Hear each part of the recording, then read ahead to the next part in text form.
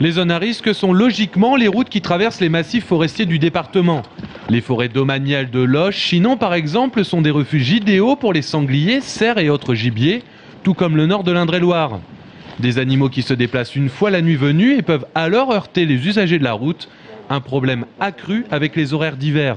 Le fait peut-être d'une hausse d'accidentologie en ce moment, c'est que les activités humaines correspondent en ce moment avec le décalage horaire, le changement d'heure au déplacement des animaux, puisque les animaux en pleine journée sont en phase de repos pour la majeure partie, les grands animaux sont en phase de repos, et à la période de fin de journée ou début de matinée, c'est la période où ils vont s'alimenter, et donc ça correspond au grand déplacement de véhicules.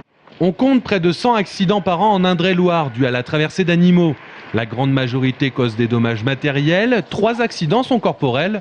Si bien que la nuit, à proximité des forêts, et qui plus est par temps humide, la gendarmerie préconise la plus grande prudence. Il faut vraiment adapter sa vitesse à la zone, à la visibilité, et ne pas hésiter à rouler en dessous de 90, même voire 70-80 km/h